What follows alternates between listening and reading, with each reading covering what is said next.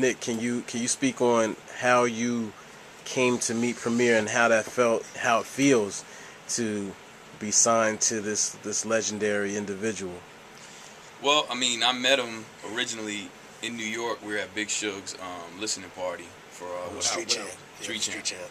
And my man Spence, he'd worked in the industry for a while, so he was like, "Yo, I'm always going to these parties, man. You should try to come," because I had a strong demo at that point, and I felt good about it, so I got it all pressed up, and I just made sure I was just on the scene a lot, rubbing shoulders with the right people, and eventually met Preem that night and gave him the demo. And dude, I was so confident in my demo. Like, I was like, "Yo, this dude's gonna call me tomorrow." Like, I knew it. He didn't call me for like 3 months. I was like, "Yo, what the hell is going on?" Right.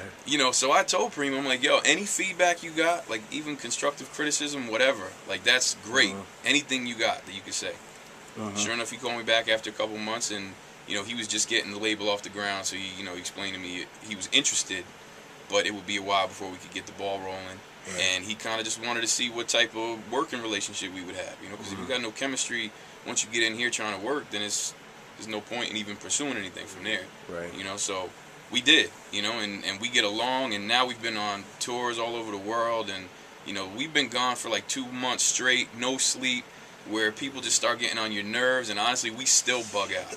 We bug out on stage. Every show, there's always like one point we're just up there laughing because we just enjoy what we do, man, and it's refreshing to be around a dude like this who's still humble, who still really enjoys it every day. Because if you don't love it and you're doing it the way we were doing it over those couple months and the way he's been doing it for 23 years, right, you're not gonna make it, man. Like, so that's really what it comes down to.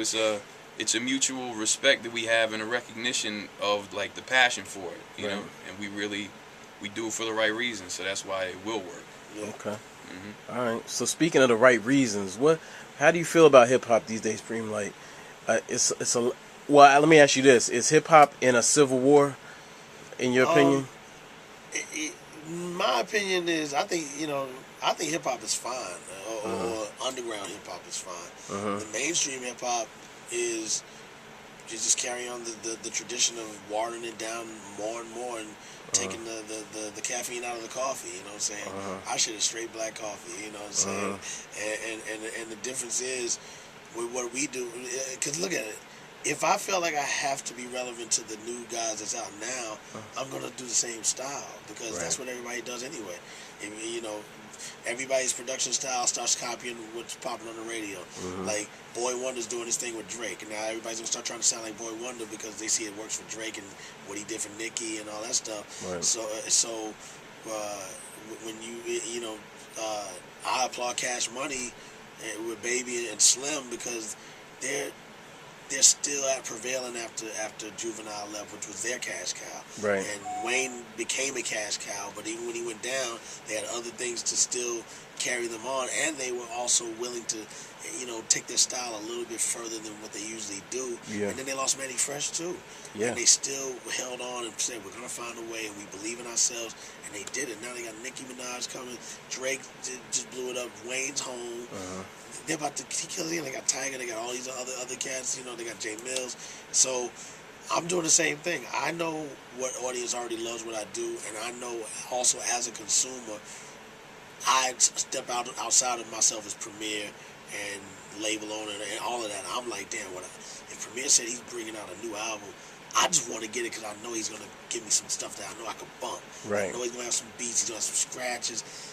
What you love about what I've been doing, you know you're going to get it again. It's like Freddie Fox said, it's like ordering takeout. You know you're going to get it. Right. You know what I'm saying? So I do the same thing. I'm really doing the same thing, just in the 21st century formula, and the style is updated, like Guru would say. We're just updating the formula. Right. Because, again, I can do what Soulja Boy and Waka Flocka and all of them are doing now, and I like them, and Gucci Mane, all of them. I like the fact that they got their lane, and they're popular for what they're doing. They're not trying to be like us. We're not trying to be like them. And there's room for everybody. Right. There really is. It's just now there's so many different flavors now, and that's a beautiful thing. I don't like mint ice cream. I think it makes me throw up. Right. But it's ice cream. Right. I like Jamoke Almond Fudge at Baskin Robbins. That's what I like. But I also like New York Super Fudge Chunk if it's Ben and Jerry's. but it's all ice cream. Gotcha. You know what I'm saying? So, I like that analogy. So Save the jokes till the interviews. Right. My fat ass, he already know how much I like to eat, man. You know, but even that, the new physique is coming, so y'all better get ready for that too. I'm got the 6-pack on you motherfuckers. No steroids though. All right.